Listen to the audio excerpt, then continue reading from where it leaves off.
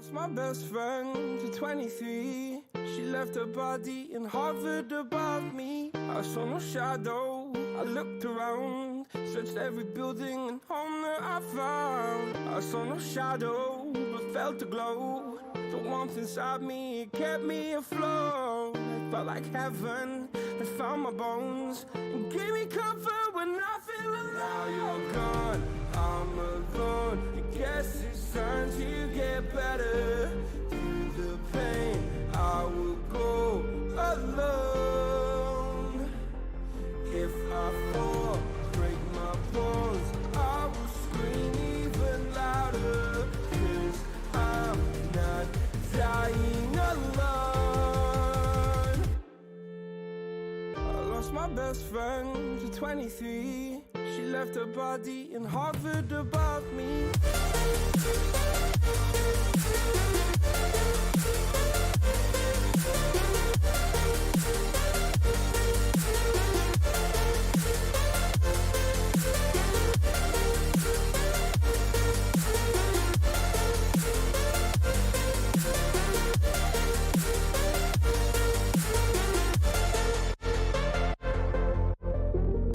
My best friend to 23.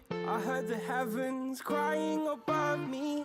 They gained an angel, I lost a friend. I felt like dying again and again. I went through hell, stared at death, but I keep fighting with each living breath. I saw no way out from where I stood. Felt like the fire had burned me through. Now you're gone, I'm alone. I guess it's time to get better. Through the pain, I will go alone. If I fall, break my bones, I will scream even louder. 'Cause I'm not dying alone. I lost my best friend.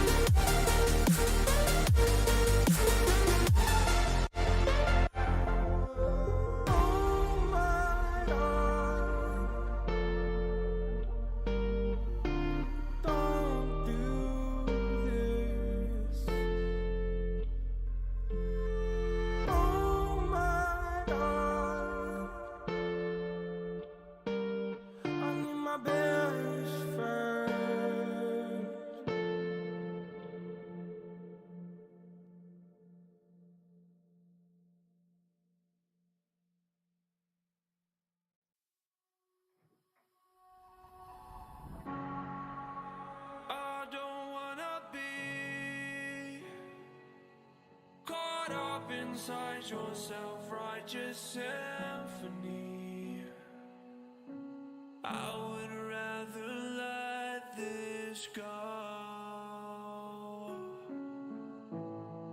than to bring it up again. But What's going on, all you beautiful nerds out there? Welcome back to another Thursday Night Live here on Burly Fishing. We are excited. You know why? Because there was one day that was warm here in Michigan. And you know what that means? It's summer. It's summertime. Look, I got my summer hat on. It was a week ago. This weekend, it's supposed to actually be in the 50s. I'm pretty sure it's in the 50s. Yep. And Paul and I were talking, and we're like, hey, you want to go fish? What do you want to do? Do you want to? No, that's not how it started. That's not how it started. Ice fishing was on the table. It started as like, what should we do? And then it turned into, I quit ice fishing. That's what it turned into very fast. It did. It really like devolved into this like, hey, remember how much we hate ice fishing? Oh yeah, I remember now. And it totally sucks, you guys. Yeah, so, the thing about ice fishing, that it's like once you get into it, you get excited for it first because you're like, oh, panfish, yeah, and then you get all your stuff out, and then you fish like 3 times, and then you realize like, dude, it's actually freaking cold. And the problem is we never got one of those days that was like 45 degrees, sunny. We didn't. No. We never got that day. Not a single time. Like, it was cold every single time. Freezing, like to the point where like my hands will always get cold, your feet will always get cold, and neither of us were comfortable. We never had a day where either of us was happy. No, nobody wins when we're out there. So we put in our time. I would say we got out a hefty number of times. Maybe close to a dozen between the two of us. We went on between the two of us individual, I think. Yeah, between the two of us, probably 12, 13 times each. Like 12. I mean, yeah, I'm happy with that. I think that's plenty of times. Also, if you guys haven't noticed on YouTube, about this time of year, you hit late February, early March, ice fishing just doesn't exist to the world anymore. Even the ice fishing channels that do like hardcore, like clam, they're not doing squat. And they're not doing anything. Like they're like, we're done, season's over. It's no view content at this point in the year. It's not fun anymore. So we're just like, you know what? There's still ice on my lake, but I'm good. I'm good. So that's where we're at. And that is why the title of today's episode is We're Sick of It. What we're sick of is the ice. We're ready for open water. We're pumped about it. In fact, this weekend, we're going to be putting away the ice gear. We're going to pack it out. It might sneak its way into a video as like a vlog of like what we do to pack all that out. Cause we did that with the kayaks this year. Why not? And then we're going to be busting out the open water gear. And we got some stuff to talk about. We want to talk about new gear, new electronics, where we're going to fish, what we're going to throw. And then we got a killer slow rolling thunder round that we were just punching out before the show that I was dying laughing. I'm excited to talk about that with you guys today. Of course, as always, this show is sponsored by Monster Bass. We got to call that out because there's a Monster Bass gift card on the line. It's $25 to monsterbass.com. Good for everything but the subscription. And I got to tell you guys, we were just looking at their store before we came on, and we're thinking about doing a store video where we just like make a $50 box from monsterbass.com. So stay tuned for that. Hold on though. They got a lot. They got a lot, dude, of stuff. And one of the baits, this is one of the baits that's coming in your box. Yeah. I just got it. It's a Uzuri lipless. I just did a video. Dude, my color is awesome. It's I don't know what it's called, but it's like this burnt orange, Rayburn red. Ooh, dude, this color is sick. That's the money color for spring. I got a gold shiner. Are you kidding me? That is freaking awesome. The only thing. Also, it's like a matte finish, which I've never had anything like that in my life. Yeah. I'm definitely gonna go smaller treble in the back there. I'm gonna make that a little. I'm gonna downsize that. I'm gonna go to size 6. But like, dude, this thing is freaking money and like loud. You can't hear that, but it has a loud knock. Heavy. It's called the one knock, dude. This thing is freaking sweet. According to your microphone, it was 0 knocks, but that's totally fine. All right. Well, you guys, we are back, and it's another Thursday night. We're gonna hang out with you tonight, so we appreciate you guys for watching. If you would be so kind, if you haven't done so yet, be sure to subscribe, smash the like on this video. That helps us out a lot. You can also ring that notification bell so you know when we drop more videos and lives. And if you would also be so kind, you might share this video with anyone you know who has ever held a fishing rod. Or thought about it, or knew somebody that had a fishing rod, or just likes to be entertained, or likes to talk about the 90s or video games. Or can spell fish. Or can't. Or can't. I will say this is a great transition. I think you need to start referring your friends to become members. So sure. If y'all have forgotten, we did run the old Ned Rigner t-shirt a little while back, and the stickers. Now, decals, sorry. I don't want to demean our decals by calling them stickers. That's not what they are.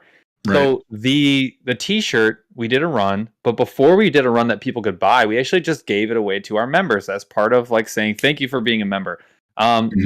We've talked about it a couple times. We've got 2 t-shirt ideas in the works. I actually finally finished the drawings and I gave them to my brother, the artist. So he actually has those, which means in like the next couple of weeks, like as soon as he can, he's on a break right now. He's taking a week off to like get his mind right. But he is going to be getting those done in the next like probably week or 2, which means we will have the digital art. Once we have the digital art, we can legitimately get this thing done in like a couple of days. So like in a couple within a couple of weeks, we're going to be ready to release one of those 2 ideas. We've already had voted on which one it's going to be. I'm not going to tell because if you're not a member, you are not involved in the discussion. But if you are honor members only, you actually get to vote to see which design comes out next. But we're going to do the same thing again. We are going to provide the t-shirt to that top tier of our membership as our way of saying thank you for supporting us. We're just giving you a free t-shirt of your choice of size. And it's going to be heckin' awesome. So you won't get to see the Westfall's asked if we could see the t-shirt. You won't see the t-shirt, but if you are a members only, I will tell you this. The week before we decide to actually release the shirt, I will show you guys the design. I will show you the digital artwork that's going to be on your shirt. We will post it on YouTube where we can post messages in the community tab that only go to those member I think levels. Jaws could just pull it up. You gotta have to be at the live. You gotta be there. It depends on how the live times out, but we'll figure it out. Good point. We'll post something. Don't worry. Fair enough. So we'll post it as soon as we get that digital art to our members. But yeah, if you're in the Snorlax crew, that's our top tier level for membership. You can click join below if you want to find out more. We send them shirts and we do it like 2 or 3 times a year. And we just bite the big old money bullet there. But we love you guys so much. We figure why the heck not. Other than that, other than memberships, super chats are also on. So if you guys want to support the show, we appreciate you so much for considering it. And what's that? What's that thing behind you, Paul? What does that say? Oh, this top. Does it say this? top secret? It says Tope Secret.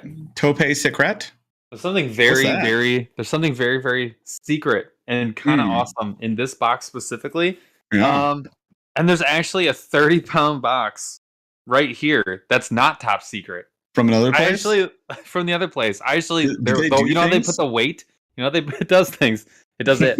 You know how they put the weight on the package? I actually said it was like 40 pounds. It was like 29 and a half pounds. 29 and a half pound package. Yeah. Can I pull that one up? Well, do you want to talk about this one first? Are we allowed to talk about that one? I'll tell you what I can tell you about this top secret thing. What can you tell them? Literally nothing. It's not bottom secret. It's not minimum secret. It's top secret. I can't tell you a single thing. Not one thing. Listen, you guys, you can tell by the box's shape, it's probably baits. And that's about where that ends. We have some top secret baits that are from a company that exists. And we can't tell you about. We'll share it when we can. Yeah. So did we tell? Are we allowed to tell them about the Monster Bass thing? What Monster Bass thing? Our custom.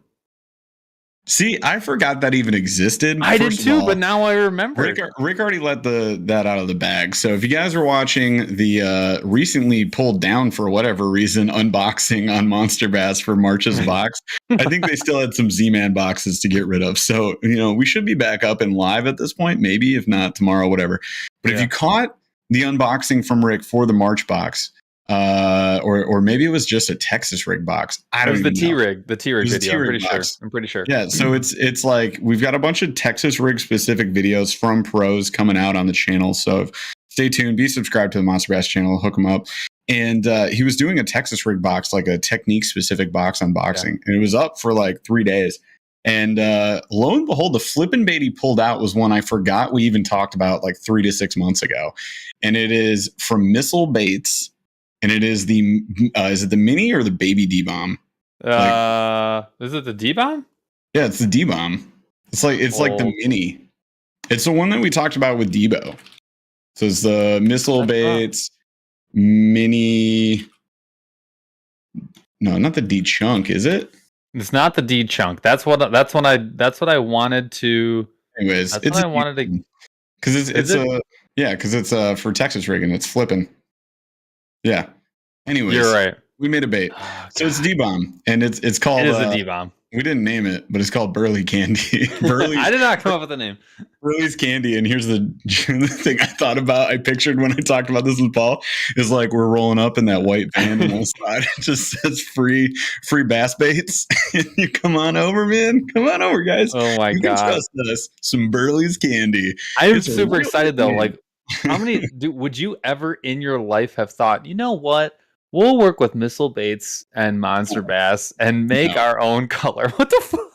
It was that baffling that I totally forgot that even happened. Right? Crazy. I erased that from my brain, you guys. But yeah, so we worked that out, and like Debo's got a color too. He's got Debo's Sunrise. I think it's Sunrise. Mm-hmm. And then we went with the more of a candy bomb with a twist. And that's Burly's Candy. So stay tuned. It's very limited, but they're going to be putting that in the Texas boxes, and I'm so excited, possibly have it up for sale on the website. We'll see. We'll have a couple. So we will certainly do a giveaway, and let somebody get a hold of a bag of those. Yep. What was the question? Your question? Is it just Chaz's question of can I get one? Can I?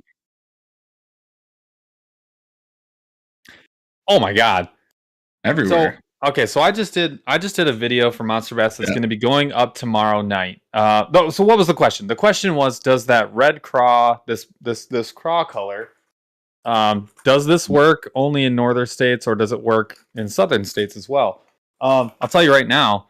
So I did a video on this, and I brought this out, and my call out was everyone should have a red craw. Every single person who's fishing cold water, that's anything from 45 to 55 degrees. You have to have red craw, because there's gonna be like a 4-week window. That's the only thing that's gonna get bit. It doesn't matter where you are; it's the only thing that will get bit. And period. Like red craw, I just bought one. I have to have 2 or 3 at all times, because in cold water, it's just there's gonna be that time of year where that's it. That is the juice, and it will always be the juice. If you need proof that it works in the South, go follow Akmulgi Green. The dude is literally taking home run swings at 5-pounders. For the last 4 weeks, and he's only using like 3 baits, and one of them is an orange craw, red eye shad, and that's it. So, and he's in Georgia. So, yes, 100%. And honestly, I'm really glad that was the color, because like if I was going to give one color to like everybody or even half the people, that would be the one that I would pick. Probably even more red than that, like orange craw, 100%. Anything fire red. Good question though. Yeah. Should I get this? Look at this thing. Get it. Pick it up. What does it do? Oh, no, my mic. Rip headphone wearers. Check it out, you guys. There's a giant box from Do It Molds. This thing is freaking hefty. I don't actually know what's in this box. I know a lot of what's in this box, but I do not know the entirety of what's in here.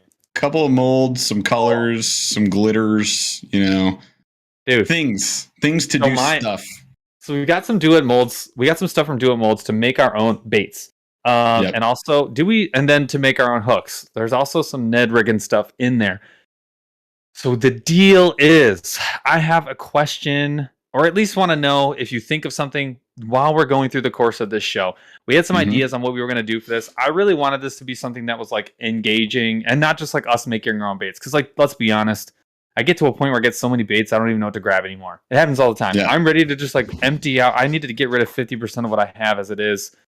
But what I would love to do is make this. Yeah, what I would like to do is do something really engaging with people. So I would like to. One of the things I thought would be really fun is like put up a poll and let people basically say like, tell me what you think the worst bait color combination that you can come up with is. Like, what do you think will not catch fish? And then we have to go fish with it. I would also like to do an episode where I make a bait for myself and like Jeff makes a bait for himself, and then we go head to head. But then I want to do it flip it where I make one that Jeff has to fish with, and he makes one that I have to fish with. I like how you say has to fish with, insinuating that you are going to make a trash bait on purpose. I actually make dog dirt for you. I need to make a bait called dog dirt. That needs to happen. That could be a good one. There's got to be rules in there, which would be like, the bait has to be fully formed. Like, well, no. Okay, I was assuming that, so I like that your head went there. Trash. What do you mean? Mine. I'm just gonna pack with like sticks of dynamite and give it to you. Here you go. But way to go, Here's loser. A couple of firecrackers. a follow-up question to that one. Hit me with it. Does the rattle matter in spring versus silent? I'm going to be honest with you. When it comes to lipless, I don't want anything silent. I don't think I've ever had one that's silent. I don't even know if one is made that is silent. I'm sure there are, but like, I'm not looking for a silent one. I know that square bills are a silent thing, but usually square bills in like limited water. You're not really running a square bill in like 30 feet of water, and you very likely are running, 10, 15 feet of water. You could very likely be running a lipless in deeper water and super trim water, but for sure in deeper water. So I want the rattle personally, but I want, one of the comments I made in the video was a lot of people don't carry a big enough variety of sizes, rattles, and shapes of lipless. And so I would say if you have a silent one, bring one and try it. If the rattle's not working, try it. I mean, if the water is 45, 50 to 5 degrees, somewhere in there, a lipless is a good bait. You have the right bait. I'm like promising you have the right bait. Now, could you do better with a jerk bait? Maybe you could. But you you have the right bait. It'll catch fish. And Michael Bradley just said that Thunderhawk makes a silent one. That doesn't surprise me. That dude's like an inventor. What's it called? The sergeant? The sergeant or something? I think we have one somewhere. They're awesome. But that's definitely carry one. I'm grabbing one with a rattle first. I'm grabbing the silent one second. Let's just say that. I think that's fair. I agree. But at the end of the day, too, you guys got to just keep in mind, like, bass fishing most of the time is just a puzzle you got to put together. I mean, why do you think they pre-fish before the Bassmaster Classic? It's like they're getting used to the water and trying to find out where the fish are pushing up, because they're not always like predictable in that way, So I'd say get out there, like, fish with what you're confident with, fish with what you think is going to work. That's what we do. And then you change it up based on what it seems like the fish are following. And if you got, better electronics, then you can really tell what is actually happening versus just guessing. Yeah. The other thing, someone just said, Guggenslayer just said, it's just too easy to lose fish on a lipless. I'm shocked to hear that, actually. I would say this. If you're losing fish on a lipless, there's two things that I would do to help you, because I don't lose fish on... I mean, Jeff, have you ever had one come off? Yep. Is that normal? I've had them steal my lipless, too. My 6th Sense. It's in a video. I definitely... I don't have them come off very often. I think the one thing, though, that is worth it would absolutely be going EWG hooks. Like, if you pay more than $10 for a lipless and it doesn't come with EWGs, like, I feel like that's probably a miss. The other thing, and someone just said it, is probably the rod setup. Like, if you're using a super stiff rod, what I was gonna say. That's probably why you're losing fish. And if you're fishing out of a boat, it's very possible that they're if you got only one hook in, they're knocking it loose at the boat. That could happen too, because it's a big bait. And I don't know why, like, the red eye shad hooks are odd to me, because they give you like a really long shank hook. But like, if you get that long shank hook and it's only one hook in, I could see that on a boat, especially it like shaking its head up against the side of the boat and knocking it loose. But just try a softer rod tip, man. Go for that a medium heavy or a medium, instead of, if you're using like a super stiff rod, that'll really help you out. A softer rod. I mean, do that with the action too. You can get a moderate action or even a slow action. That's what I meant. And, like, just play the fish. Well, because like what I had been using at the time, which was a while ago now, when I was actually losing more fish. I'm pretty decent with the lipless now, but at the time I was losing a lot because it was a Bass X medium heavy fast action or extra fast action. So it's like there's really like zero or super limited to zero pliability with that rod. So you're trying to work that fish back to the boat, like, it's going to play you. You're not going to play it. But if you got that moderate or slow action rod, like, that means the rod bends further down the blank, then that fish like can't get, the jump on you. Right. Yeah. You're buying yourself a ton of play with a softer rod. You could also use a mono leader, for sure. I like my setup is gonna be a medium heavy with a little bit of give at the tip, a little bit softer. I use straight braid personally. I really like that, and I do think that it also helps with your hook set. So if he's using a medium mod, like, dude, that's the one for sure. Stuff happens for sure. If you just had bad luck, Guggenslayer, I'm sorry, bro. work on playing them fish, or be more patient and let them eat more of that hooks.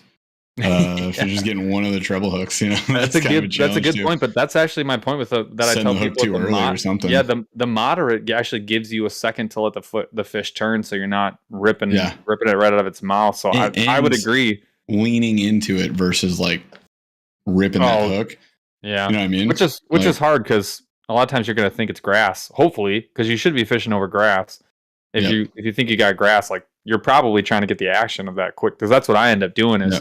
I let that thing fall till it hits grass, and right when it hits the grass, I come straight up hard. But, anyways, that was a couple things in there. I digress. Woof. That's woof and sheesh put together. Shoof. You're welcome, perfect. America. My other idea that I really wanted to do is I would love to have somebody who wins a giveaway like. Just let them know like, hey, I've got like these 12 colors and all these color of glitter or whatever, and then let them pick a bait. I'll make it and then I'll send them a bag. I think that would be pretty cool. Like, hey, I can make you. Or we could send them really nice baits and not our trash baits. Whoa! Why are you assuming ours are going to be trash? Sorry, your trash baits. I think. Okay. This show was fun. I'm just kidding. Yeah. Oh, we're getting back at we're making fun of your wife. Rude. No, but yeah. So Paul ordered also a microwave, some knives, all the accoutrements. So yeah, we're gonna get to that soon. I think that would be cool. I'll say, hey, if you want those baits, we can send you some and just give them a choice, and then they can decide. I mean, they're the giveaway winner, right? Yeah. I don't want to. Yeah, but give us like a couple practice runs. We'll figure it out. Don't you worry. I'll be honest with you. Just you can do anything. I mean Paul, and I will be sipping Dad Pops. And I have zero concern. I have like literally zero concerns over making baits. I think this is going to be a ton of fun, and I think they're all going to actually turn out pretty dang good.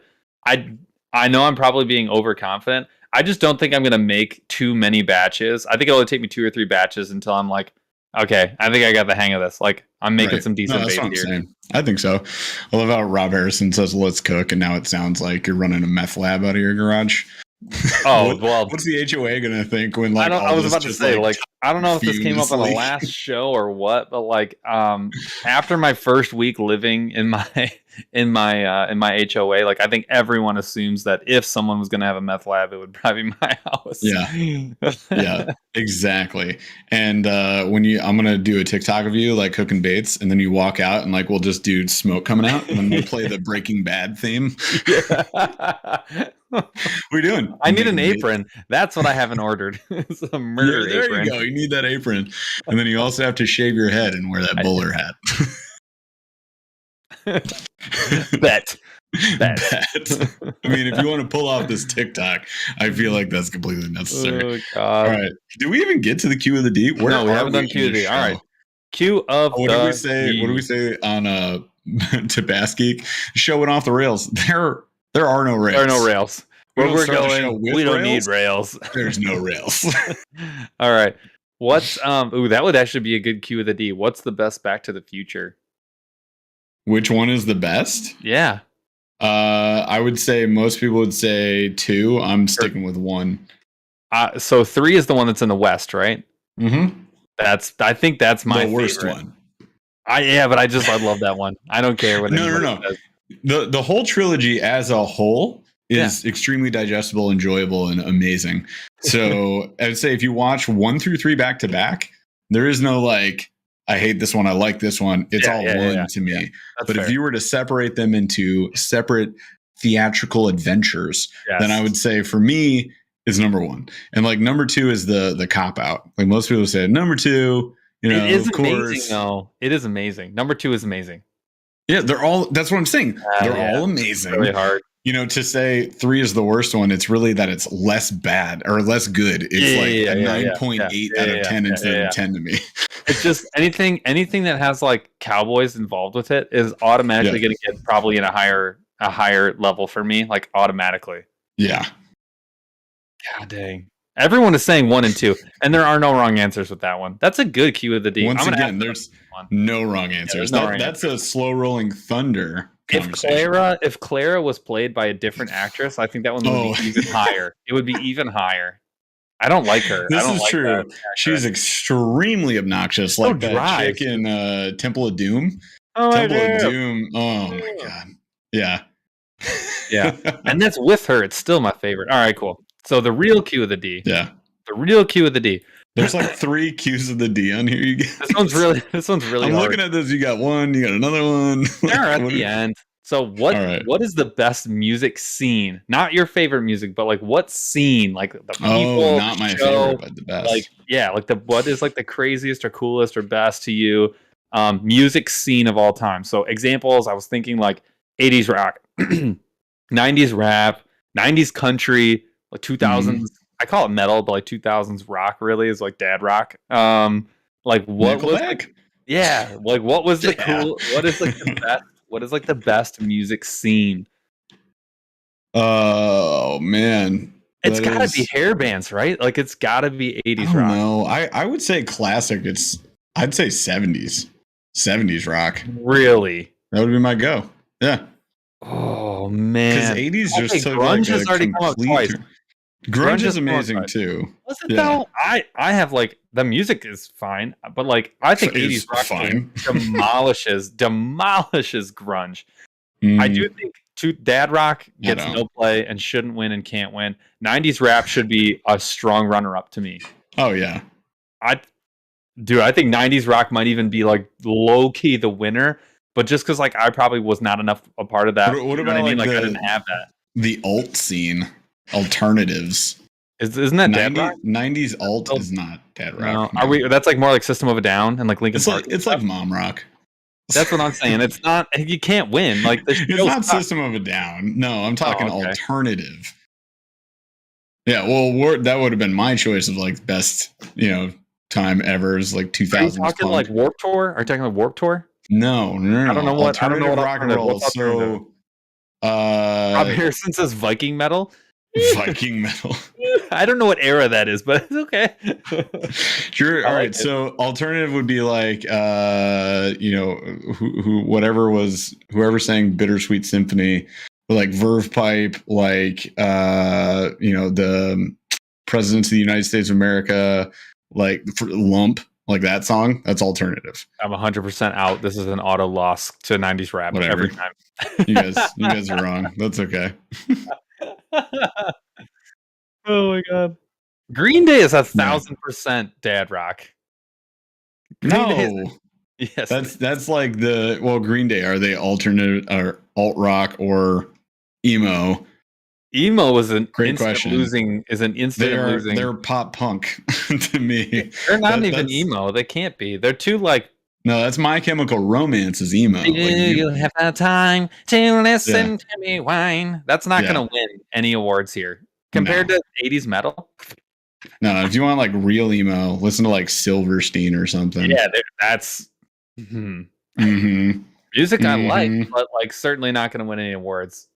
Yeah, Foo Fighters, hardcore dad rock. I mean, these are just good bands. I'm talking. It's got to be 80s rock. I'm giving it to 80s rock. All right, I love that. I'll give it 80s/70s rock and a close second 90s rap. 70s 90s rap country. 90s country. I'm saying is underrated. 90s country is like a sleeper cell. That's a sleeper cell. You have any idea how many? Yeah, and you have to imagine like that scene never happened. Silverstein is not metal. I didn't say metal. No, it's emo. I would say right now, 90s country, that didn't happen like at the show. That happened like in someone's back 40. With like 900 trucks and 4 spotlights. So I don't know, man. Fair. Oh god. Do we have another Q of the D, or we got show meet? No, we're good. We're hitting the show meet. All right, spring fishing. We're no longer. Wait. Did you just change this? What happened? Change what? Oh, there is another question. I told you there's like 7 questions on here. Save that for the next episode. Let's get into the show meet. All right, getting into the show meet. We're talking about spring fishing. So, I mean, one of the things that Jeff and I were talking about, we were like, okay. And Gramps, I'm going to get to your question in just a second. We want to talk about like where are we going to go first? Because right now, like status check on where Michigan is. we still have ice on all of our lakes. Even the smaller Yep. ponds for sure have 6-ish plus inches on Dude, them. my lake is not small, but it's probably 8 inches. Yeah, but it's shallow. You don't really have like a lot of deep water. And that's where I'm going to go fish. Where do you want to go fish? Still have, I'm just saying, all the smaller lakes that are not that deep and don't have a lot of moving water, they're still frozen over. I'm sure Lake St. Clair, for the most part, still frozen over. All that stuff is still frozen. So I don't know. It's pretty thin on the American side when we went out. Yeah, but that's all it takes is like 2 days, of no rain and no wind, and that's back up. Anyways, regardless, we're definitely on our way out though. Like when you wake up in the morning, the sun is up for longer. The sun's up earlier. Mm-hmm. I can hear birds. They are singing and chirping, whereas those birds were non-existent like 2 weeks ago. So we're getting to that point. Geese landing, man. Like I'm getting pumped up. And if not, I'm gonna buy a comically large hair dryer, and I'm just gonna go out there and start drying that ice. Think of like combing the desert from Spaceballs. I want like a hair dryer to match those combs. God, man, everyone's talking. Gramps just gigantic. Gramps just took us off the rails. All right, I'm going to answer Gramps' question. Yeah, he really did. The chat is like all over this. So Gramps says, want me to tell you guys the worst part about live scope on kayaks? Gramps, I do want you to tell me about the worst part. But other than the weight, which I'm sure is like my absolute, that is the one thing I'm worried about is the bulk and the weight. Now, is it a game changer for me? No, like I'm still doing it. Your kayak has a 600 plus pound weight capacity. I'm not worried about that. I'm worried just about like having it on there, potentially breaking. It's like one more thing for me to worry about breaking that costs a bunch of money, which I don't have now. I don't have to worry about anything. So yeah. And see, he got right to it. It's like what mount you want to use. Now I'm not too worried about that with the Hobie. I feel like that's actually going to be pretty easy straightforward. We're going to use the RAM, or you mean underneath? Yes, I'm assuming he's not talking about. He's talking about the transducer. I'm assuming he means transducer. I'm not too worried about it. I've seen enough people do it and be really effective. I'm not too worried about that. And I did think of a solution for mounting the screen. So the Hobie has 2 H-rails that come up to the front. You can actually take an H-rail bar and go across this way in between the front of those 2 bars, and you can mount your screen right in the middle. That enables you to get a much larger screen, keep it nice and low. And be right where you need it to be. So I'm actually, I think I'm actually good on that. I'm not too worried about that. I dig it. Someone also asked about kayak fishing. Like, what's more important, having like forward facing, having down scan, side scan? Like forward facing. So my thoughts on this, and we talked about this on the Bass Geek show. If you guys didn't see that show, you should go watch it. It was really, really fun. We were just on his show on Monday, and he definitely knows his electronics. I mean, I want to make sure credit where credit is due. That guy knows more about electronics than I'll probably ever know, and especially how to use them and that sort of thing. I mean, that he is the Bass Geek, and he definitely knows his stuff. So the deal for me though is with kayak fishing. Jeff, how many times are we fishing in over 25 feet of water? What percent of times? Almost never. It 2%, just doesn't happen nearly as much. It doesn't happen much. And so in a kayak, the way we fish, where we fish, especially because we fish rivers a lot, I think side scan is very important. Side scan is nice on the rivers. It's something that I've missed big time. And on a place like Lake St. Clair, which is like where I'm going to be fishing as well, side scan is very important to me. But forward facing is more important to me because we're fishing a lot of ponds, even that are going to be 20 feet or less, or smaller bodies, smaller lakes. I really want that forward facing. It's going to make me 10 times more effective than I am right now. Down scan is important. Don't get me wrong. They're all important. They're all great tools. But if you made me rank them, just because of the way that I fish and where I fish in the kayak, for me, forward facing is number 1 far and away. Number 2 would be side scan, and number 3 is probably down scan. I mean, they're all useful though. And if I honestly, I kind of want all 3. I just kind of do. So I don't know. It's hard though. Who knows what we'll end up with? So I mean, ultimately, are we diving further into like what we're actually looking at right now? Yeah, I just jump ahead a little bit. I think we did. Yeah, I think we're gonna jump ahead. So one of the things off the non-existent rails and then back on. different set of rails. So we are going to be making the investment, and we are looking into going with a couple of Garmin units, looking to take advantage of some forward-facing electronics. The goal really is like to open up a new experience, right? Want to learn something new, and want to get an understanding of like how big of and get an better advantage this is. Well, and learn, right? But how big of an advantage is it in a kayak versus a boat, versus anywhere else, versus not having it, and kind of make some videos around that, but also make some videos around learning electronics. Like I feel like I'm tapped out on the hook, two that I've got right now. Lauren, what did we call yours? We renamed Larry yours. or something, or like was Lowry? I don't remember. No, it was Larry. Larry works just Larry and fine. Lauren. Larry works fine, but I'm really not a fan, and I haven't been able to use it for what I want to use it for. And so I think I'm ready to move on. It works fine, but I'm ready for something else. So we're taking 5 steps up. And the deal is I just want to learn how to dial in that unit and then, make some videos. And then catch more fish. Hopefully. Do better. Yeah. Hopefully.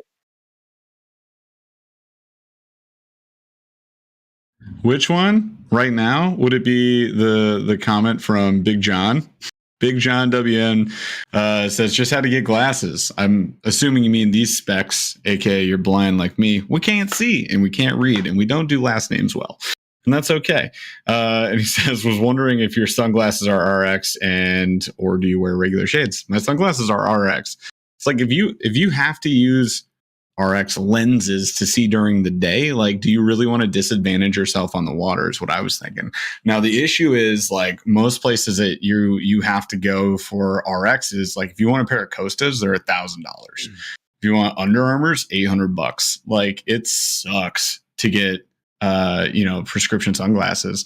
There are some brands out there that do it better, and we happen to work for one, and we're wearing their hats right now too. So if you like my flower hat, you should go check out Waterland.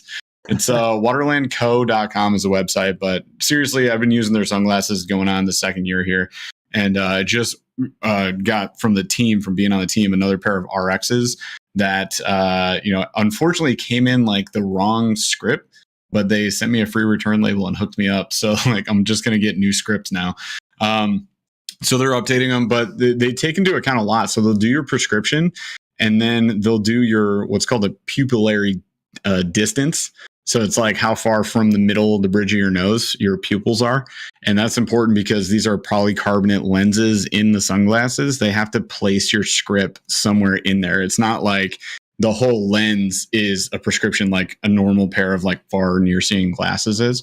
So it's a little bit different, but they take a lot of care into them. I used their prescription for 6 months last year, and they're sick. It's those are the Hybros. They're kind of similar to this, like Wayfarer style. Personally, those are my favorite. I just tried out the Haskets, which are pretty decent too. And if you guys are non-prescription, they do regular sunglasses, obviously too. They're generally like the 140 range. Super light, super durable. Check them out if you don't believe me. And I use their prescriptions, and they're a pretty affordable prescription compared to the other junk that I was looking at beforehand. Also, look who just has to like come burn down the chat room. Freaking Debo's Fishing. Thanks, buddy, for that $50 super chat. You're awesome, man. There are a lot of crap channels out there. These nerds are not one of them. Thanks for being one of the real channels. Wow. Oh, well, Debo, I appreciate it, man. That means a ton coming from you, and I think you just paid for half my microwave that I got for making baits. You did it 1,000 watts instead of 500. one for the 1K watts just went for it. So thanks for that, awesome. My brother. Thanks, man. So yeah, electronics can be a big part of this year, and it's actually, it's gonna like dictate where we go and how we fish, and honestly, it's gonna push me towards like Sinclair. It's going to push me towards Lake St. Clair a lot more, I think. Oh, for sure. Because, again, we're placing ourselves at an advantage. It's just like I wear our RX sunglasses so I can actually see things. Wouldn't it be cool if you could see underwater? I mean, you see how much of a difference that makes in like ice fishing too. Like you start to understand with the Aqua View or with the Ayo-Yo, that we tried out this year. Yep. You can like see what the fish are doing and like figure it out. That's super cool. So yeah, I'm excited for the upgrades. Like we said, we're looking at the Garmin units, and we're probably definitely getting Garmin units. So that should be exciting. We happen to know a guy that knows a guy, and we might need to talk to him before that next members only. We absolutely do. So, but also, if anybody knows the VP over at Garmin, hook some brothers up Hook so a we can go brother talk to them up. too. Because I want to Sincerely, not spend 6K on these things. sincerely, yours truly. All right, so so here's the deal. Where are we going to go first, Jeff? And not why? Jordan Because, Lake, which you put all on right, here like I did. like Okay, a rube. all right. Like, My what the my frick? question my question was mostly my question. We're going to get to that. My question was river versus lake first, and why? Because what happens? Yeah. What happened? Inevitably. All right. Why would you go? First of all, why would you go to a lake versus river? Because my answer is lake. To be honest with you, why would you go to lake versus river first? So we're talking post ice out, I'm assuming, unless you're floating on an iceberg. Mostly ice out. Mostly ice out. Like the ice is there's enough ice gone for you to get on either the river or the lake. I'll just say that. Okay, so for me, the issue is the reason it'd be lake over river right now is because our rivers are typically flooded in the spring. So it's like wading, not an option in that current. You have to throw like Carolinas or big, fat, heavy, crazy jigs and whatever else. And the fish are going to be spread out because of the high water height. So I know in the river it's going to be challenging until we meet like that water median. So once it comes down a few feet, then it's sick. Then and that's like April. So late April even, where we've had like awesome days on the Grand River and we just go out there and we knock them freaking dead. And you get some tanks in there too. But yeah, like post ice out, I don't want to deal with the river too much for like a couple of weeks to a month.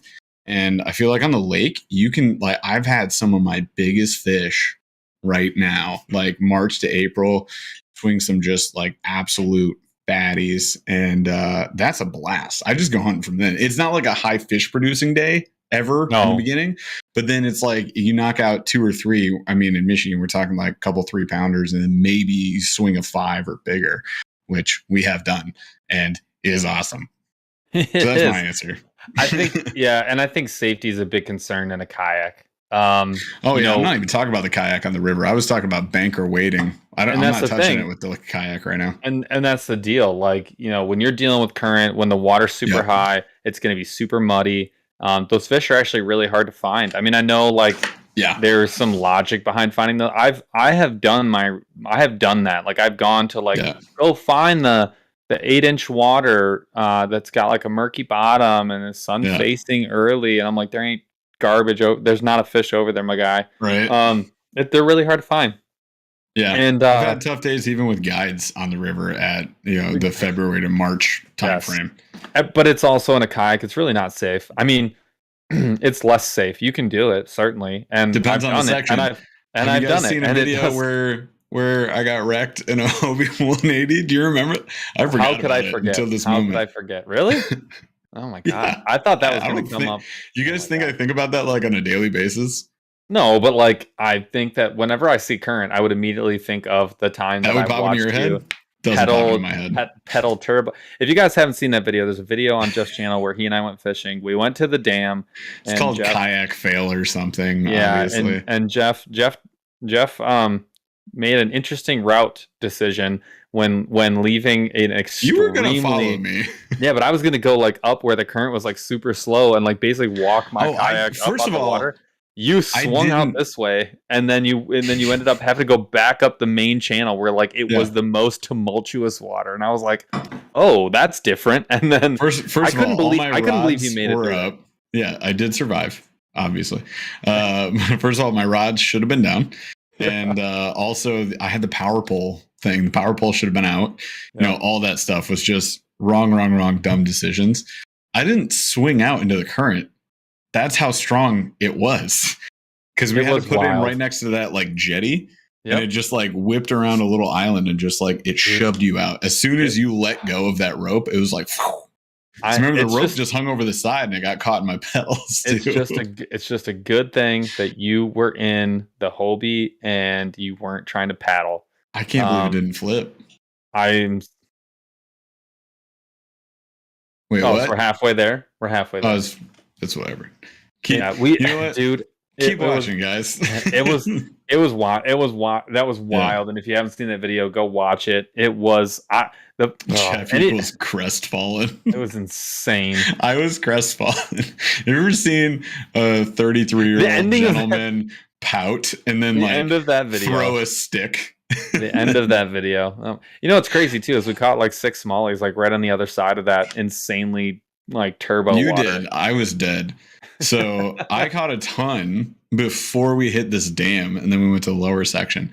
And that's when the whole thing with the Hobie happened. I broke one of the drive masts on the Hobie pedal, so it was bent and not pedaling well, and I couldn't turn around that well. And then as we were going down, fury. I lost an entire combo that was brand new. $250 just Dobbins Fury finesse rod and a Fluger President XT, freshly spooled up, fresh baits and everything. A tree took it, just grabbed it, and was like, "That's mine now," and then let go of it and let it just tumble in the insane current. It was broken and gone in a matter of seconds. So I caught a really nice smallie 20 minutes later. Yeah, Paul was catching fish. I pulled over to cry. Like, that's how it went. Oh man. Well, so the answer to that question is we're probably going to be hitting lakes first, and then once the current calms, I'm not too worried about the height. I'll take high water in the river, but the current definitely needs to come down. Needs to be safe for sure. And then, so the next question is Jordan Lake. So I have written on our show notes Jordan Lake double question. I don't know why you have that written down. Jeff and I have gone to this lake called, I think it's Lake Jordan. I don't know if it's Jordan Lake or Lake Jordan. Whatever. I know right it where it exist in my eyes. We have been to this lake it's our first lake trip in the last 2 years, and we have gotten our butts handed to us both years, like basically skunked both times. And the second time was worse. Because the second time we went out and we're like, we got this. We had undue confidence. Well, I think we chanted in the parking lot. Like we pulled in and you and I were like, let's do this. We're like, we got it. Let's go. So cocky. We got absolutely hammered. And it actually set the tone for the rest of the spring because we got our butts handed to us all spring long last year. It was one of the worst springs I've ever had. I hope this spring isn't the same. I got my butt kicked constantly. Dude, you know what I just remembered too? What? Jordan Lake is the lake that I lost my cell phone for like 30 minutes on. And then that guy randomly came up and brought it to us. That was not. No. That was Jordan. That was it Duck? That was Duck. No Luck Duck, aka Lose Your Phone Duck. We're not going. The guy came up and he was like, "I'm not sure like why you guys came out here today. This is No Luck Duck. Don't you know that? It's like sucks." He was like, "Are you guys fishing? Like, why?" We're like, "What?" That was brutal. Yeah. So like So are we going? My question is, are we going back to Jordan Lake for redemption? Like redemption for our redemption? Because I don't care. It doesn't bother me. Do you have like restless like nights right now? Like you're not sleeping? I get restless. I know that you're not sleeping well. I thought it was because you're working a lot. Is it because you are always thinking of Jordan Lake? I get restless. I get restless leg syndrome thinking about Duck Lake. He's like, I'll cast better. Like he's fully asleep. Just like I got him this time. You're just punching your wife in the head. Oh God! Worst part. Move. The worst part is the second year we went there, we're like, we're only throwing jerk baits, lipless, and square bills. We didn't get a dang thing. We actually ended up in the trimmest part of that water. We slid across the lake into that in like 30-mile-per-hour winds. It was horrific. Yeah. The wind was blowing like north to south on this lake. People are asking about the name that we came up with for what? For the geeks in the Geek Squad. For Hank's. You guys didn't hear? Girthy Geeks is what we came up for. Bass Geeks like crew. So you're telling me Bass Geek is not currently advertising a certain new acronym? I can't believe it. I have it written. Geeks. I have it written down right here on my list of artwork for t-shirts. I'm waiting on my flat bill. That's like embroidered GG. Girthy Geeks is number 2 on my list of t-shirt art to do. It's gonna happen, and it's gonna be that KVD Mondo worm, like just G. Tied up into G's. Big ribbon. Yeah. I'll do it in Tequila Sunrise. How about that? I'll do the Girthy Geeks and the G's will be in Tequila Sunrise. It's that X Zone 11-inch curly tail worm. Oh my god. Hey, Rockablade says his 5-year-old daughter wants me to tell you that she liked watching your videos. Her name is River. Hi, River. That is heckin' If you're awesome. watching right now. My daughter's name is Brooke, if you can believe it. So there you go. We can believe it. As in the babbling kind? Yeah. We can all believe it. Like if you look at Paul, you'd be like, he would name a kid Walker, and then the second one would be after a body of water that might be babbling. Perhaps a brook. That's all you need to know. I could have guessed the names of your kids. So yeah, I get a lot of Texas Ranger because my son's name is Walker. That actually, my brother-in-law wrote it on like the marker board where they like write your the mom's status in the hospital. You know, he actually wrote it on there. That's awesome. So, what does when you finally do hit the river in a kayak? What does the setup look like? Like for me, I'm wearing waders. On the river? I'm wearing waders that first day. Usually, I think so. It's usually a garbage day, and I'm really nervous that if I fall in, that a life vest may not be enough. So I do have waders with like the wading belt cinched tight. Yeah. No, and yours are nice. Mine are not as nice. I would have to get new waders this year if we're going to do that. Well, all you would need, you get buoyancy. So when you actually cinch that wading belt down, like you get buoyancy because there's air inside of your legs. Yeah, from farts mostly, like 100%. Anyways, yeah, I would hit it in waders for sure. I think it's more fun that way at that time of the year.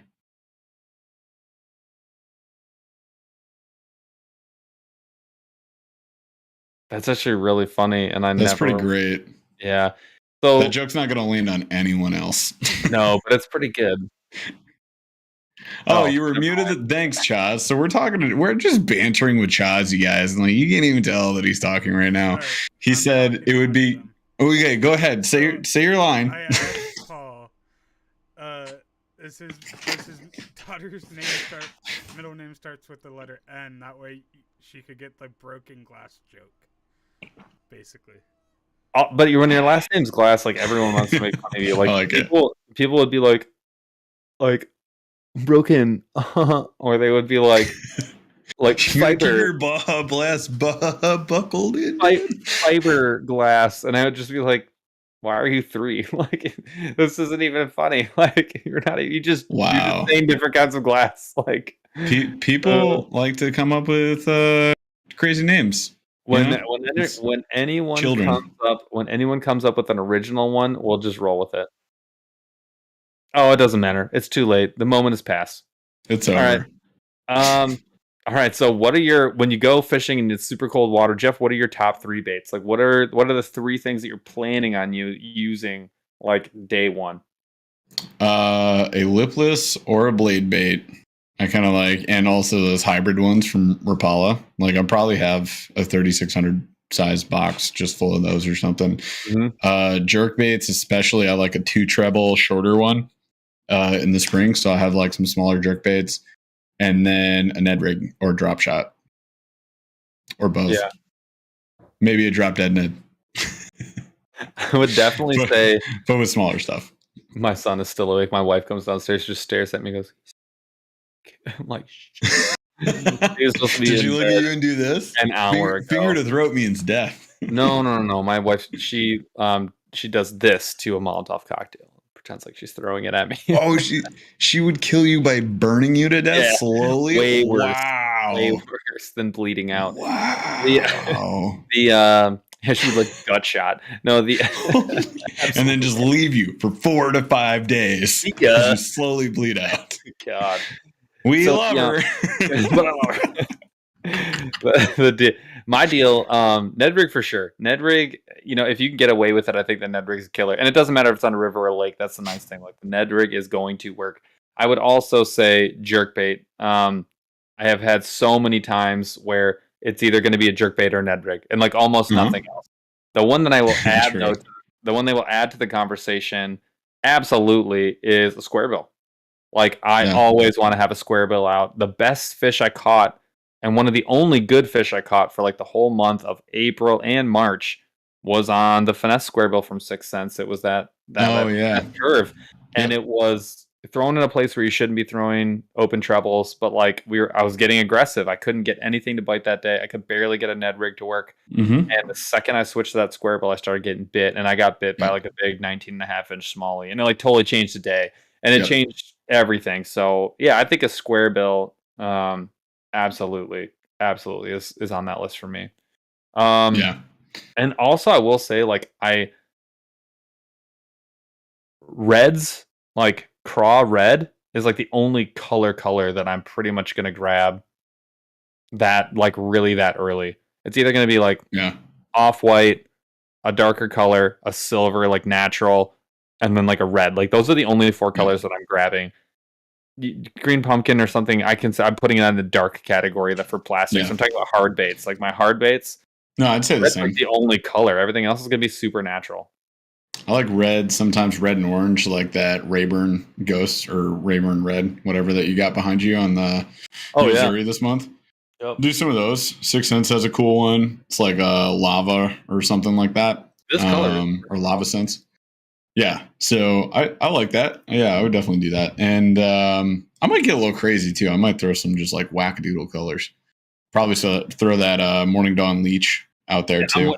I'm usually I'm waiting till like the water starts to hit the 50s before that happens. Like just in general. But yeah, I mean everything works, but I'm gonna throw strictly 8-ounce glide baits. That's it. So actually that's all I'm throwing, that's all I'm throwing all year. Oh dude, I can't wait to throw a 7-inch glide bait, 2.5 Yeah, you haven't yet. I've done that. God, I can't. You haven't thrown any of them? No. So I've got the I picked up the bigger Guggen Contender. So I got that. I got the Mollix. I got the 13 Fishing Glidesdale. Like those things are fun to throw around. I got that 6 cents one of them. Well, no, I have the trays now too. I have a question for everyone in chat. First of all, I'm going to answer. How about this? I'm going to answer a question that was in chat. A very good one that I want to do. I'm going to do that. But if I answer this question, what I would really like to do is I would like to have people vote on what the next order that we put in is, because I have this list of bait companies, and I want people to small vote. Ones or yes, smaller. All right. So the first one, Scrawny245 says, other than purple or chartreuse, what is one of your favorite smallie colors? Why you gotta do that, bro? Yeah, why you gotta take away the 2 best ones? Why you gotta do it? Why you gotta do that, man? Bubblegum. Pink. Oh wow, pink. Yeah, it's a really good answer. I have multiple. I mean, there's many more colors that they actually love. Oh like, yeah, honestly. I mean, there's a million other colors. I think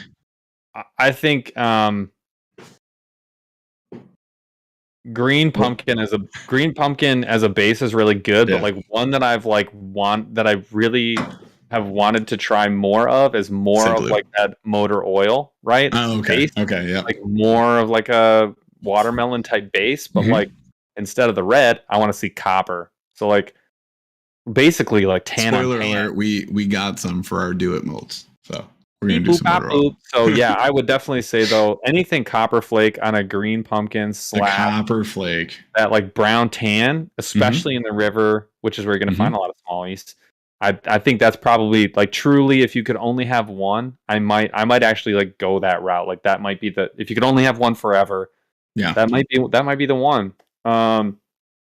It's just the one that I know is going to work in every situation. It might not be the best in every situation, but it will always be a good option. It's never going to be a bad option. You're saying motor oil with copper flake?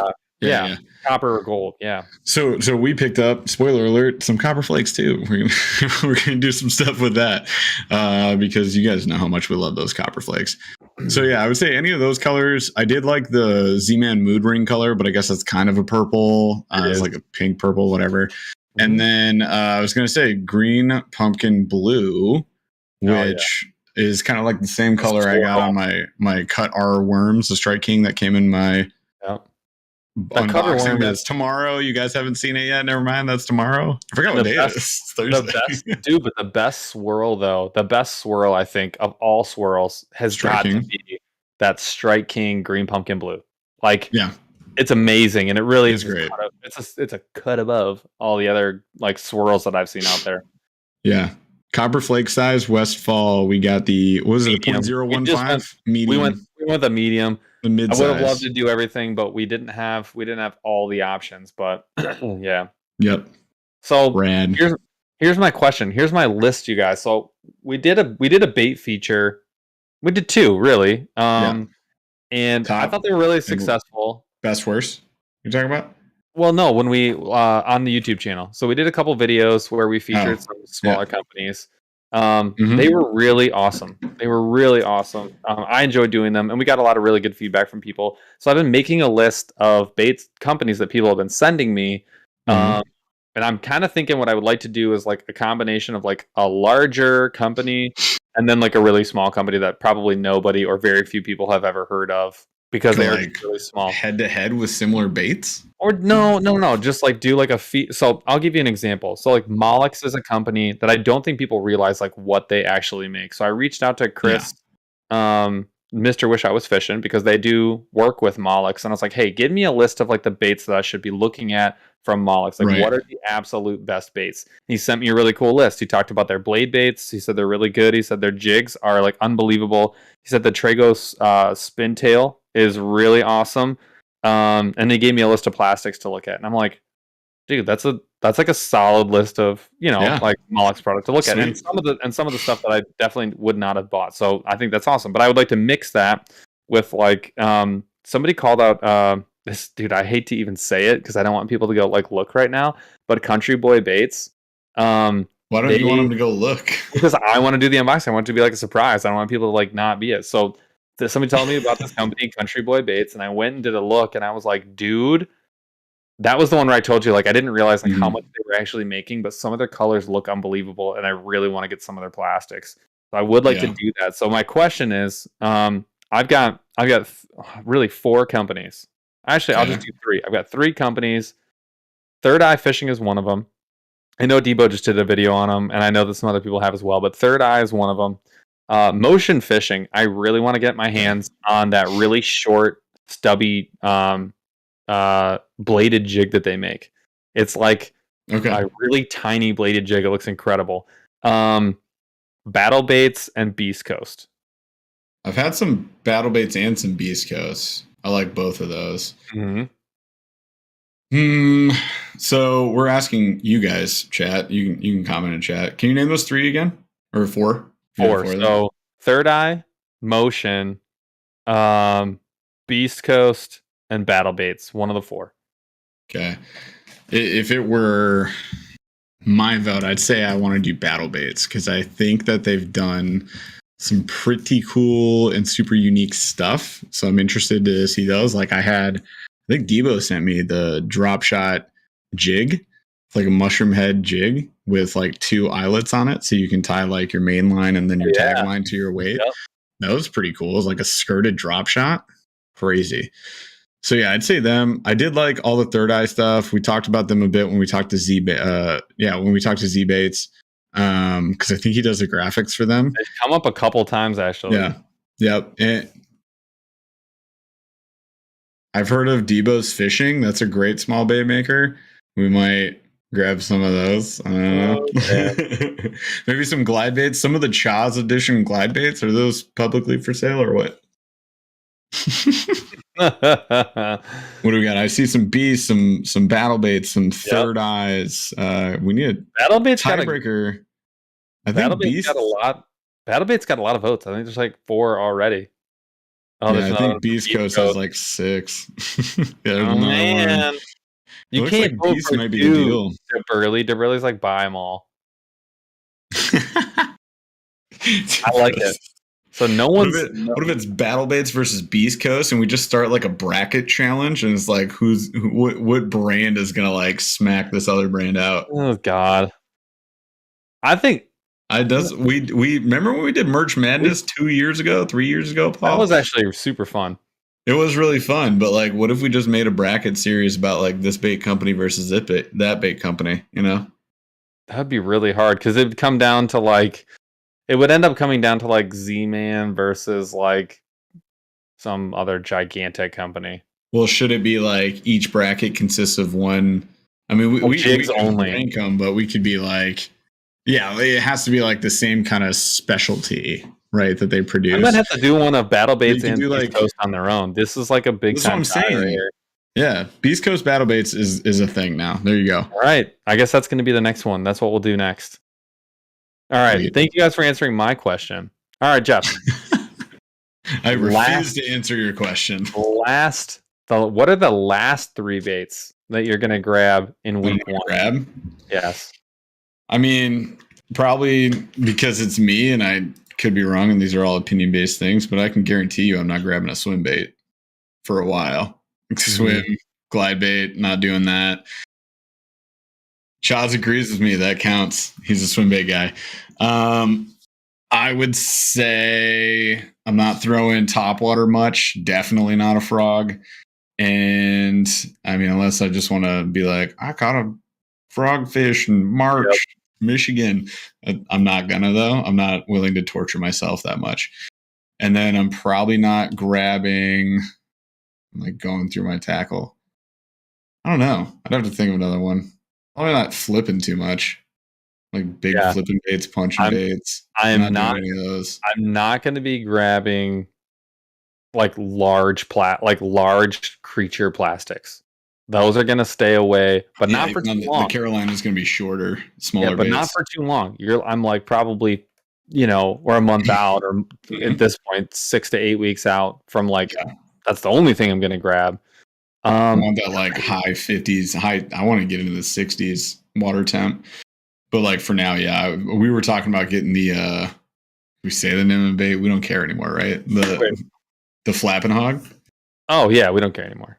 Yeah, we're not where we were fishing with that guide who didn't want us to talk about this bait. Yeah, I'm not ready for that yet, but I'm not too far out. Like that's my next phase.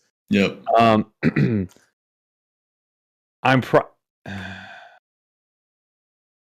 Let's think here. I'm not going to be grabbing a spinner bait, even though you definitely could. I'm going to pick other things. Like I would pick a jerk bait before a spinner bait. I'm trying to pick things that, like I'm trying to think about like something that someone would grab.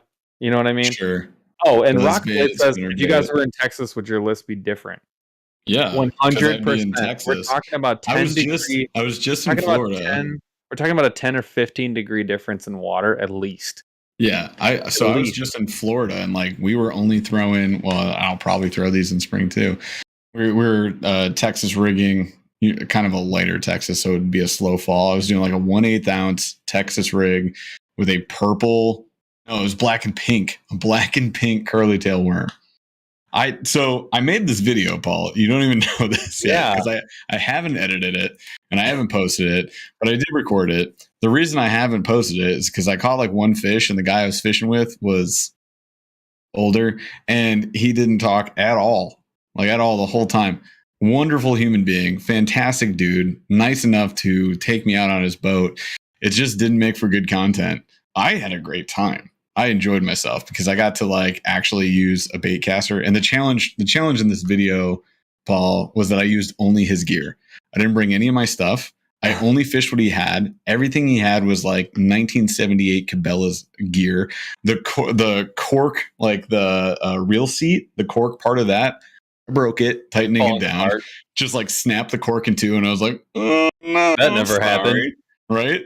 I just put it down, pet it a little bit. I was like, not using that. We'll see you tomorrow. I'm all right. Yeah. So I was like, I'm gonna use this guy's stuff, and like I'm not gonna try anything else. And he had just Zoom only, like everything was Zoom, and then he was throwing like just obscure colors I would never throw, and then like he had the black and pink. That's what he had gotten out. He's like, oh, they love it on this lake. So I was like, fine, that's what I'm throwing. I don't throw curly tail worms. Never thrown black and pink, and I don't Texas rig at 1/8 of an ounce. So I was like, just doing things outside my comfort zone. Oh, and the only bait casting reel he had, dude. You want to guess what it was? Go ahead. I'll let you guess. What reel was it? What reel did I deserve for the human I am? Well, it was a real bait caster? Yeah, it was a bait caster. Yep. Not a spin caster. It was a bait caster. Well, that's what I was getting at. A Black Max? I would be happy. Thank you for thinking I'm a good human being. That's what I'm trying to figure out. It was terrible. Guess what it was? PC fun? No, but close. Oh god, a Runkle? It was a Cast King Speed Demon. Oh no! Oh. The only thing he had, and he hands me a Speed Demon, and he's like, "Here's a 1/8 ounce Texas rig," and I was like, no, this is like an 8:3 gear ratio reel. Like, I'm not happy with this." And all his rods were medium moderates, and I was like, Texas rigging. So that is the most. I had to like lean into the pass. Okay, you have it to. Was so guys, tough. It was so tough. You have to give guys a break who learned how to fish on live bait, because they didn't. He was only doing artificials. No, but if he learned how to fish, I got you. His education if you grew up fishing live bait, you didn't need different types of rods. You just needed a rod. It didn't matter what you had. Yeah, David was doing all the work. It was all Shakespeare and Cabela's. Pretty much. But yeah, so yeah, he just fishes totally different from me. So I'm used to just like, if I set the hook, I set the hook. Like, I'm punching that fish in the face. So I was the only catch of the day. He didn't catch anything, unfortunately. I had 2 misses on a jerk bait because I just fish how I fish. And then and it just didn't make sense in the area. And then I had I was throwing like speed worms and trick worms and like things I don't throw that often, and curly tails mostly. And I got bit off like twice on like they bit the bait in half on the I think it was on the speed worm or something. So it's like different techniques, stuff I'm not used to, different gear than I normally use. Texas rigging and speed worm is kind of like a cheat code though. Yeah, no, for sure. It was fun to fish these different techniques, and I just had 3 setups the whole day, and like I didn't change anything. And I attracted some fish. I was chasing some pickerel. That was pretty cool. Like, started seeing them, follow me in, but they weren't taken. And I caught one like 2 pound, 2.5 pound, something like that, bass. And I was like, and you almost had to say like Dinktown.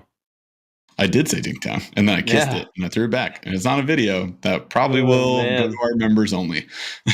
Oh, that's fair. Shots with the rage. Chad's is raging right now behind the screen. You guys have no idea. He's insane. All right, so there you go. So that's like top baits we're going to grab, the last baits that we're going to grab, and everywhere in between. We'll do some tackle breakdowns for sure as we get our setups in. We still have $6,000 worth of Akuma gear that we're waiting on. I have about 2,000 of it. So it's sitting right over there in those green tubs. You can't even see what's in there. But it's full of like line. I think I have one of Paul's reels. Like, we're waiting on all the rods, all the reels, and all the glide baits basically. But we did get their guppies in from Fish Lab. The guppy is a blade bait with like a fat belly where the weight is. So it just vibes and falls differently. I'm excited to try this out. We got them in 3 different weights. I think we could throw What are you most excited to get out of the whole order? The new rods and reels. Easily. Yeah, what one? Which one? The new finesse setup that I got, the new finesse rod, which is the tournament concept. Thank you. So the tournament concepts, I got that for the finesse rod. I'm excited for that, and also the what's the freaking reel I'm trying to name? What's the awesome reel they have? I can't think of it right now. Thank you. The Hakai BFS, the finesse one. Because I didn't know it existed. So I'm like, yes, please, I'll take 7. We were going.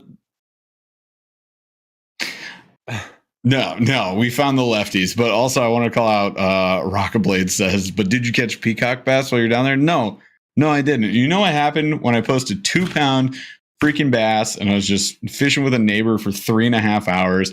Everybody was like, oh, that's the best that Florida bass eat. Oh, why didn't you catch a peacock? And I was like, dudes, I've been here. I got 5 days to be in Florida, and I fished 3 hours of that. That was it. And was like, go there, do this. Your fish is small. Who fishes for 3 hours? Me, when it's just a gentlemanly neighbor from across the street, and also he's getting mad because he's not catching fish. So he's like, well, I've had enough of this. And I was like, okay, let's go.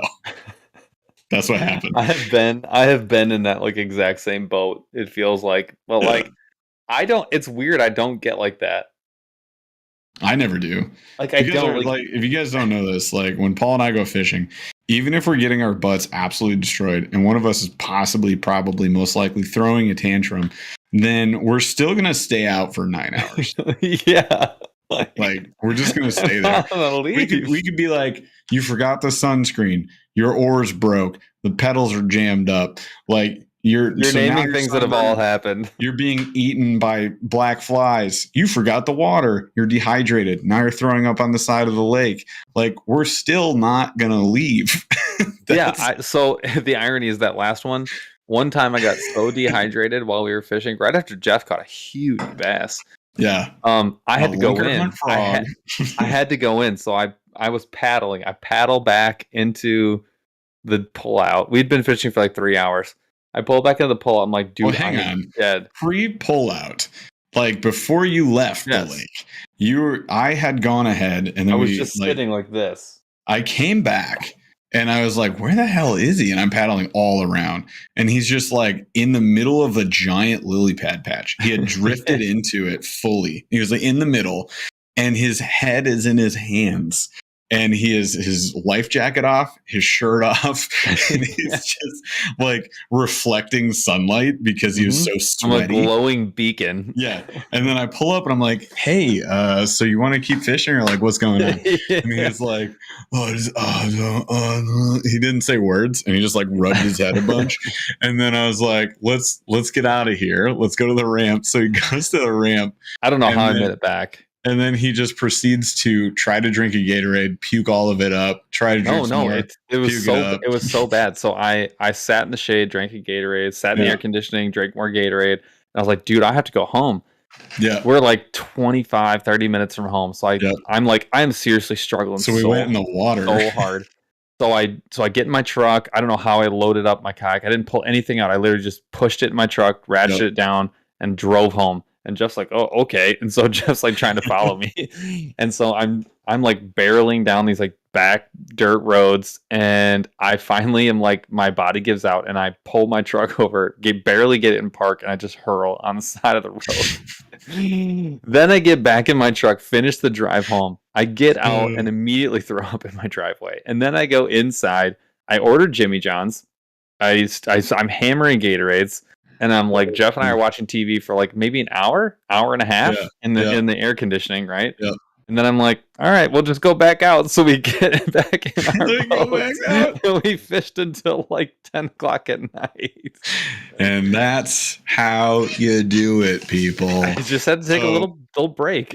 This is also why a lot of people don't like to fish with us, I think. I think like we go fishing with people and we have this standard of like, I'm staying until I literally can't stand up anymore on my kayak. Or if I get yelled at by my wife, like whatever it is, whatever comes first, that's the only way I'm getting off of this damn water. But we'll go out with somebody and they'll be like, all right, so like, what do you want to do? I don't know, keep fishing. What are you talking about? Go fish over there now. Or they'll be like, I had enough of this. Cause like when that guy said it, I was, it's getting to the hotter part of the day. Like I totally get it. Dude is probably in his 70s. I didn't want to like, you're not gonna, no. But I was at that point of the day where I was like, all right, round 2. And the guy's like, let's go.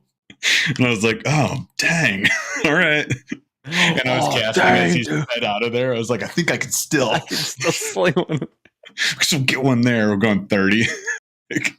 No. I'm still in the water. Still counts. I'm still in the water.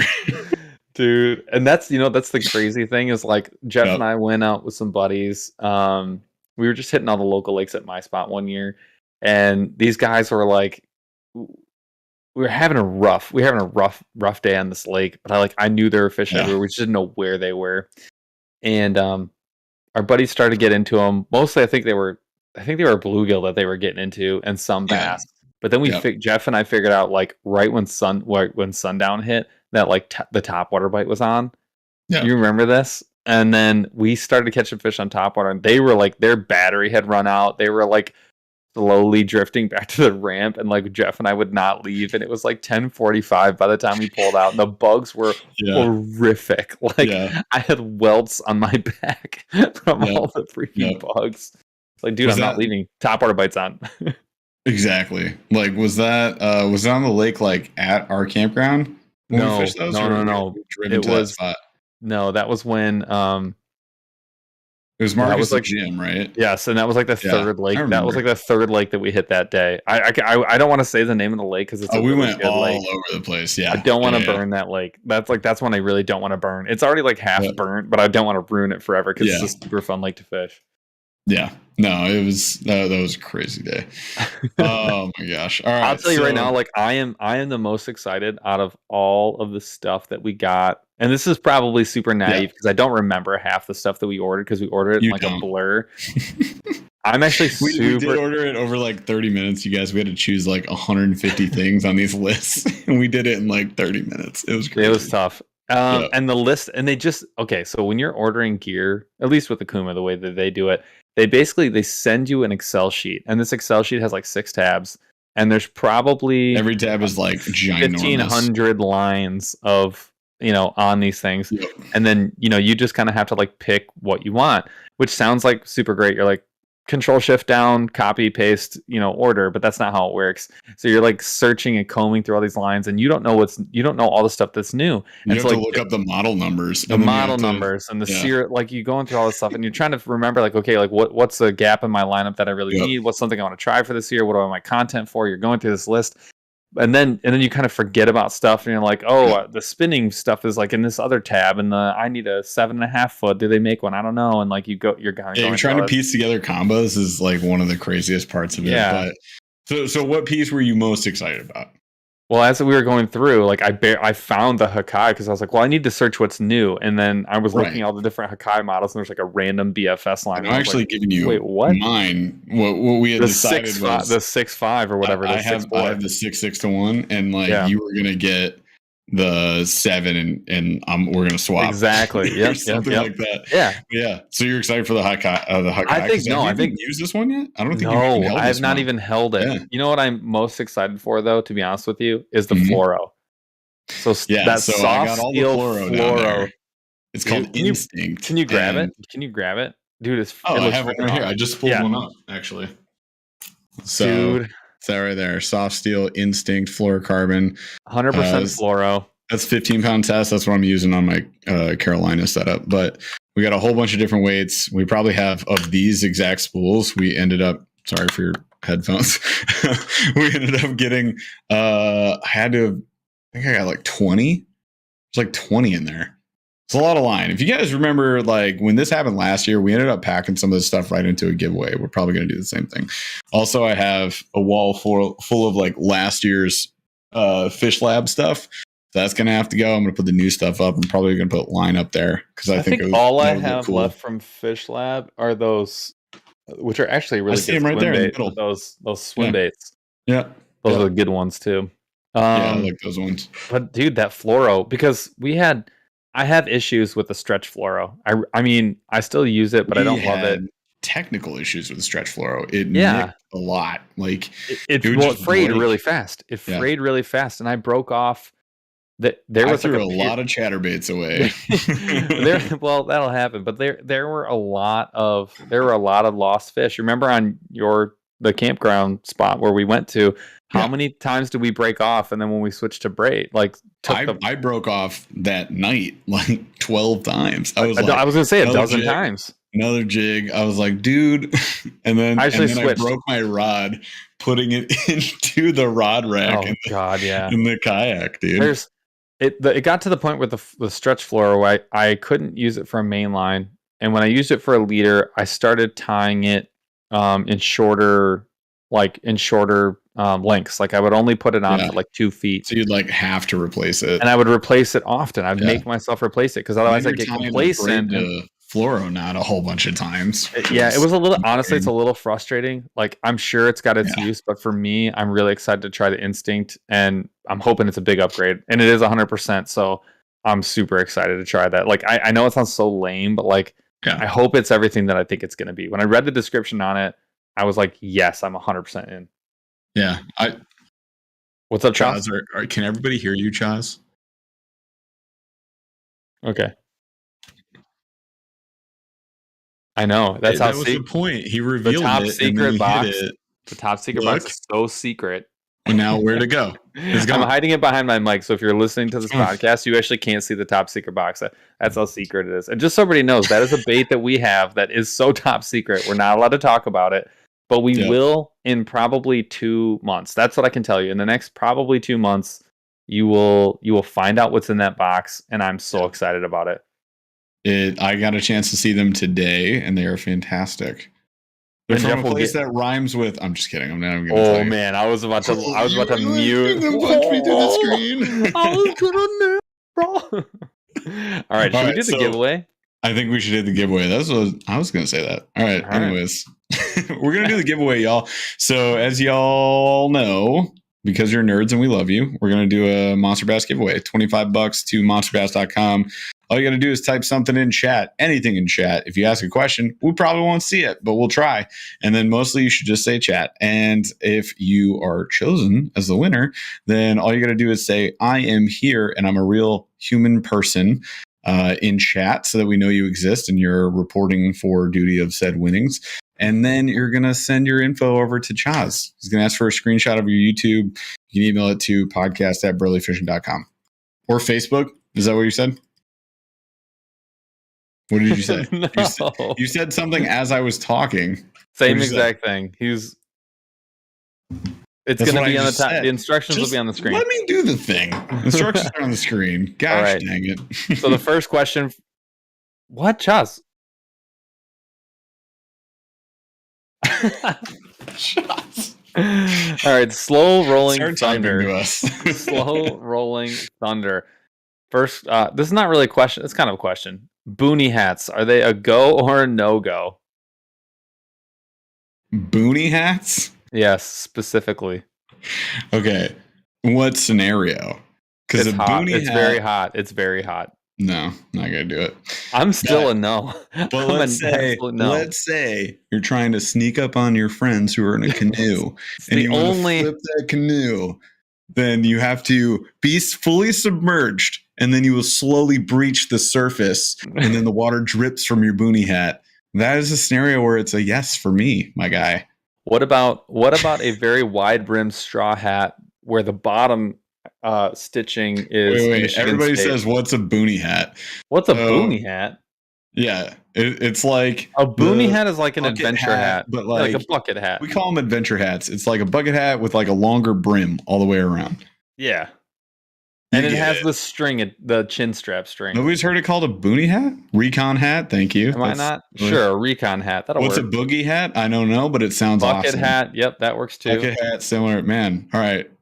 Everything went over their heads because they didn't know what hat we were talking about. I'm with FEMA 623. How do y'all not know what a boonie hat is? That's what I'm. Thank you, Pima. All right, fine. Everybody go with bucket hat. It's okay to wear a bucket hat, but it's a no for me, my guy. What about a straw hat? What about one of those big? Like, remember that hat Rick used to wear all the time? Yeah, I had one. Imagine that hat with Michigan State underneath, green and white. Is that a yes or a no? Because I have one. It's right up there. I can't see it. I just got one. I just got one. That's a yes. It's kind of a yes for me. I'm kind of in on that. Yes, that's a vibe. Oh, well, it is. It 100%. It's a literal. You put that hat on. You're just like, I feel like it's Oh, bro. Oh, bro. All right. So question number 2. Would you rather forget your sunglasses or your knife? Now, this is assuming you're not fishing.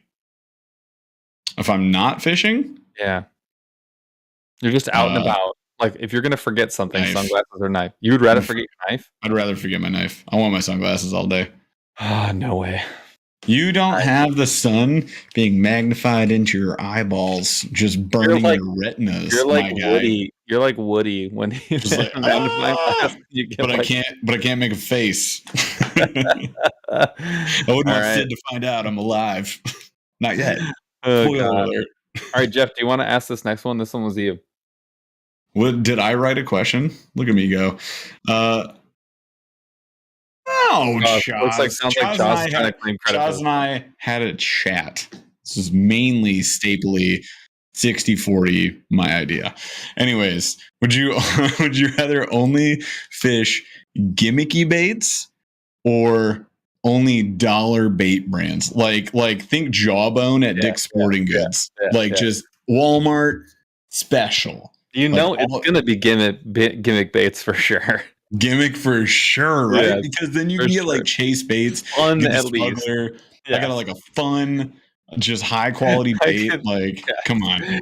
If I have to throw Amazon Senkos for the rest of my life, I'll quit. They're so bad. They're so bad. They literally, if you put an Amazon Senko into the water, you guys, you don't know this, it turns into petroleum jelly. It literally turns into Vaseline, like before your eyes. Is it good for your environment? Probably not. Definitely not. God. Anyways, all right. So gimmicks all day. Like I would just get so frustrated. And it's not even to say like I'm talking below Ozark, you guys. Like Ozark trails can pull some stuff off for cheap. What I mean is like bottom. You go to like, for my Midwest folks, Myers or Walmart, right? For everybody else in the world, or Publix, I don't know, whoever else, has fishing Kroger. Yeah. And you know how you have the flat bottom shelf? Whoa. So everything's hanging. Cotton Cordell is That's cheap. not that. That's a quality bait. Wrong thing. Yeah. So your Kroger's, Westfall, you get it. So you go to Kroger's, you go to the fishing aisle, and it's like on the bottom, and it's all just disorganized. It's not hanging on a peg. It's just like on the shelf, on the floor. Crappie Max. Max. Stopper. Stopper. Yep. Stopper. Yeah. The ones that look like Northland Tackle, but Northland Tackle's good. You know what I mean? Way below that. Yeah. Yeah. It's like a yellow and red and white packaging. You guys get it. Yes. So that's what I mean by that. Anyways, gimmicks all day. All right. Second part of this question is question 3, sub A, is Danny the Duck or Dragonfly for the rest of your life? It's not a question. That's the easiest answer. Come on, man. That was Chaz's question. Danny the Duck, because the Dragonfly is legitimately not a bait. It's not a bait. I don't know, man. You can do so much more with the Dragonfly as long as it doesn't decide to suicide itself and just melt in half. It's an option. Which it immediately does upon opening the package. Just so everybody knows, if someone offers you a Lunker Hunt Dragonfly, say no. There's a lot of Dragonflies in chat right now. A lot of they don't know. They don't get it. Thank you. Dragonfly's garbage. You get it. All right, you're a human being. There wasn't quite there. So when I say Danny the Duck, I mean the hollow body one, obviously. Yeah. That's the one that was really called Danny. But anyways, I would say that one, even if I don't catch anything. Burly asked the question: zip off pants, yes or no? I have to go yes. Every pair of pants can be a zip off pair, but only one time. So, I have to. You have to admit. What? Yes, tearaways. Tearaways.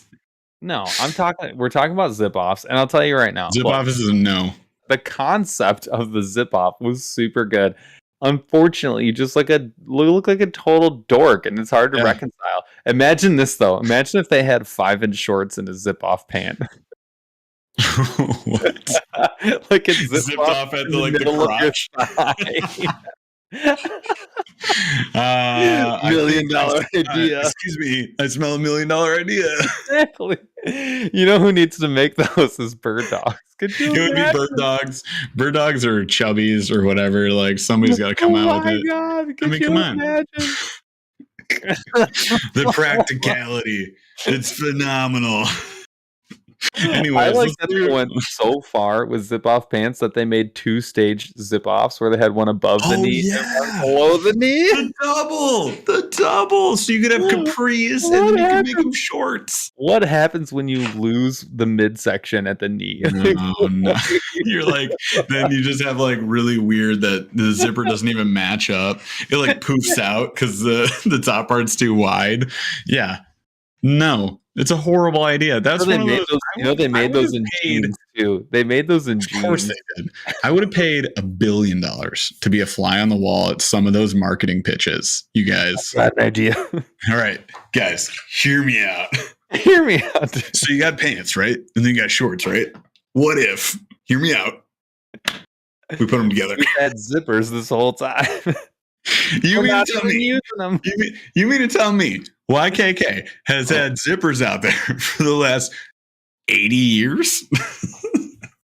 And you idiots just now thought to move the Never zipper. thought they could go this way. Remember those rails we never had, you guys? Let's get to the giveaway. Slow Rolling Thunder strikes again. Question number 4. Okay. Then we're gonna get a giveaway after this one, right? Okay. Oh, this is a good one. This one might have to stay forever. I already know my answer. I made this one up, so I'll read it. It is, and then we're gonna roll a giveaway right after we answer this one. So and I want everybody in chat to say this too. This is part of your participation award, okay, people? If you were reincarnated as one bait, one lure, what would it be? God, that's a really good question. Isn't that a great question? Come on. If you were reincarnated as one bait, what would it be? And it's not what you think of yourself as. It's like what you would actually come back as. Yeah. What do you think? Think about what happens to baits, you guys. Think. Here's a hint. I wouldn't be a Z-Man jackhammer because a guy like me will lose me in the muck 1,000 times a week. But then you're dead. That's what I mean. Like I want to live an amazing life, but I also want to participate. So I was thinking about this, and I'm thinking about baits that last a little bit longer, but are also used throughout the entire year. Yep. And that's why I would say something that's going to get a lot of action, like, I don't know, like a Strike King Red Eye Shad. It's like what comes to mind, because it's going to get fish all over the country, all times of the year. And I'm like, I want to play. I want to participate. I want to, get hit, but be less likely to get bit off than, I can't say a Ned rig. Like it's going to break off, bit off, whatever. Yeah. You know what I mean? I want a bait that gets to hang out for a while, and eventually I'll end up on someone's wall because it'll be like, it's a classic now. My grandpa caught 172 on this with olive blue and chrome. So, yeah, they can hear me, by the way. I took. Oh yeah, Chaz, good. I took this as like your current life from your date of birth to what you are right now. How would you end up becoming a bait? Like if you were to be a bait in your next life, if you were to die today. And what you have done in your current life from birth to like death, whether you've been good or bad determines like what bait you are. And that's a fair way to approach this question too. It's like the good evil complex. So I would be one of those $1 baits because I think you deserve the worst. No, because he breaks easy. Oh my gosh, that is okay. So that is a reincarnation based on like your character traits, is what you're saying. Is it? I don't know. I think we could interpret this a lot of ways. I was just saying, like, if you could choose one bait to be. See, Paul was on my page. Was Chad on my page? I don't know. Think about that, Chad. Now you have to be like judging yourself. Thanks, Chaz. I think do break easy though. If I could choose to be a bait, it would be a popper, like a Rebel Pop R. Ooh, I like that one too. Because then you get them blow ups. I don't know. You gotta like pee your pants every day, bro. Yeah. And that one's definitely getting hung up, right? That one's going up on the wall. Now what less likely because it floats. Yeah, and what I actually would end up being would be a 6-inch curly tail power worm, and then what? That's you. Yep, agreed. Oh my god, what would I be? I would be. Oh my gosh, that's such a tough way to think about this. It is a tough way. Like, what bait is your personality? What bait is my personality? What do you think my personality bait is? You guys go. I was thinking I would definitely say like a jumbo square bill. A jumbo square bill. Erraticus F. So I'm the Cloud 9 Square Bill from Sixth Sense. Like, just you're not that friggin' nice. 1 Something ounce. lower quality for sure. I'm sorry to tell you this, but you're the what was that one? You're the oh my You're gosh, the crappy bait Max. ball. What's the bait ball that you had that was pretty huge? No, you're not that bad. You're not You're that not bad. a live target. Yeah. No, Jeff, you're better than No. that. Gosh dang. My dad says that I'm a Pikey Creek chub. Jeff. I don't know what kind of a dig that is. Yeah, are you getting done? Is this a dig here? Now, you know what you could be. That would be a good answer. Oh, You know what I would now. Let me put this. What would I like to be? Like, what would I like to think that I would be? I would like to think that I am a donkey tail, original size in Dakota Sunrise. That's what I would like to be. Whoa, Chaz. Anyways, oh good, they can't hear you. Chaz said something naughty. All right. Anyways, I liked Daniel Pierce's skin tone swim bait 3 inches for you. I would definitely be in the bone color. 100%. I don't know. It could reference a couple of things, but anyways, so let's get to this giveaway. Run the giveaway. Yep, let's roll this thing. Well, I did. Who? Stephen Darcy? Stephen Darcy, you are tonight's winner. We're going to wait 15 seconds because that's how long it takes for these sounds to get to your ears. And then we're going to wait for you to say, oh my gosh. Oh my goodness. Good golly gosh. I think it's Daisy. It's like, there's no R. Yeah. Steve, hey, it says I'm here. We love that. Good job. Good job. First of all, you passed test number 1. Test number 2, coming in hot. Pay attention. Take notes. You need to send us a screenshot. Just follow the instructions on the screen. They're right there. Like Josh said, not Jeff. Last question. Last question, and I wrote this one down. If you had to eat one food for the rest of your life, what would it be? And it's like one food. Like that's it. In chat, you got to chime in on this one too. One food that I would have to eat for the rest of my life. It's got to be something that I feel like I could eat every single day. So it can't be like extreme. Because I would say like what I love to eat a lot of the time is like sushi. But would I eat that every day for the rest of my life? Hell no. Sushi's not a bad answer. I would probably also die though. Mercury poisoning. Well, we're assuming that that's not an issue. Pizza. Okay, assuming it's not an issue. Very common. Pizza is a very commmmon answer. And so it's not an answer.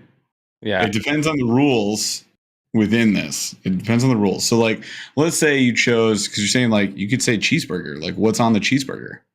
No, it ain't like that. It's the same food. Like it's the exact same thing. So if you can order your cheeseburger however you want, but that's the only cheeseburger you're getting. Like the pizza, you're not getting like 12 different toppings. Like if you get a you can't change it up. You're stuck it's with the same pizza. So I'm trying to game the system with a buffet. I like it. Buffet, solid. I like it. All right, so I would say tacos. Really? Same kind of taco. Chicken. Chicken taco? Yeah, because it can be breakfast, lunch, dinner. It's going to be breakfast, lunch, dinner. I don't want. Yeah, well, that's the point. Like, I would eat chicken for breakfast, lunch, and dinner over beef. God, Adam Odin said White Castle. No, you would never recover. You're in this community. We care about you. Oh my god! Don't do that. No. It's not. You guys can't think of it as like, man, this main like delicious treat that I love and like would have every weekend or every single time that I'm drunk all the time. But like in reality, it's all the time. Drunk all the time. Well, maybe you are. Air fried bacon is not a bad answer. What'd you say? Air fried bacon. Your dad came in with not bad. Dad, you're gonna die like tomorrow. That's okay. So what you're telling me, Dad? What you're telling me, Dad? Right now, we're assuming on my live podcast. You're assuming that you're going to survive these meals. Like obviously, if you didn't eat anything but McDonald's, you would be dead or ribs. Exactly. Like Ema says, but that's not. We're assuming your body's going to sustain itself for all of. So what we're saying is, regardless of what you eat, you will not get poisoned by it if it's say fish every single day, and you will not necessarily That's responsible. gain weight. We all die, son. Boom. Yo, you just got Dad- roasted on your own Dad. show, and he's not even here. What an absolute flex. Barbecue, yeah, barbecue is a Barbecue is cheat. a sauce, my guy. Dad, get out of here. Go to bed. I'm gonna All right. say I want to answer. I want to say I'm gonna let you. I was gonna ask you yeah. I'm gonna say to be quiet and let's end the show. I'm kidding. my initial thought was chicken noodle soup.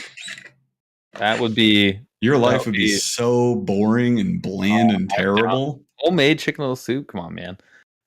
Yeah, but honestly, I think my answer absolutely is pizza, and it would have hot sauce on it, and it would be like oh my god, it would be sausage, pepperoni, cheese, meat lovers. Yeah, like Canadian. Classic. Like it. Yeah, it would have. It has to be, man. It has to be. That's just too easy of an answer. Oh, Burly, don't get upset with me. Barbecue debates going down. Barbecue's not a sauce. It's all the different meats that you could ever have. Well, what if I said seafood? Is that an answer? No, it's not an answer. Okay, you can't say like American food. I would like American food. Like no, I'll eat meat and vegetables. You gotta get specific, my guy. Yep, fair enough. All right. Well, with that, on that terrible note of us arguing, on that wonderful note, it's the end of the night for us, you guys, and we got our giveaway. Chaz, did we get a giveaway winner? Check. Dude, all right. What's his name? Stephen Dacey. Yep. You win the gold star, my friend, for getting it knocked out before the end of the episode. In fact, within just several minutes. So good job. That's an Air 5 that you can have for free. All right. So that's all we got for tonight, you guys. You guys are awesome. We appreciate every single gosh dang one of you nerds. And we'll be back next week, Thursday. Do we have a guest, Paul? We do. We have a guest. We I'm not do. going to tell you who it is. It is a mystery. And our next members only is March 15th. So buckle March up. 15th. So if you're a member, or if you want to be a member, if you want to learn about being a member, click join below. March 15th. We'll see you guys there. And we'll be back next Thursday. We've got I'll give you this hint, female angler. That's what you're going to get. That's all you get. So we will be talking to somebody cool next week. We hope you guys enjoy, and we hope you have a great weekend. We love y'all. See you next time. Chaz, take us out. Took a swing at a wrecking ball and I prayed for my downfall, and I found a way to reconcile, 'cause in my heart it's not worthwhile. It's a bloody battlefield where some go down, others heal. In the end it's all the same. All you can do is play the game. Oh, do we say goodbye? Refuse to question why. I deserve to say I'm sorry, so lie. Pretend that you're okay. Swear that you will stay. Keep trying for one day. I'm sick of all these lies. Don't care if I capsize. There's nothing left for me to hide. Don't wanna live a lie. Too many lows, too many highs. Too many things to criticize. And so I leave it all behind. Don't wanna live a lie.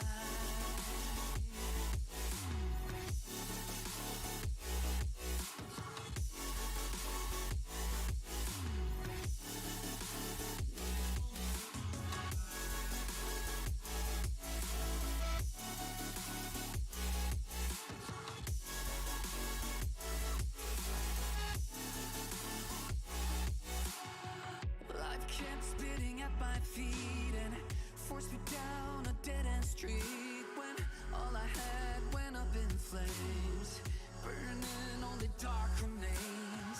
I cover up every part of my skin, oh, 'cause I don't like the person within. Oh, I know I'm the one to blame.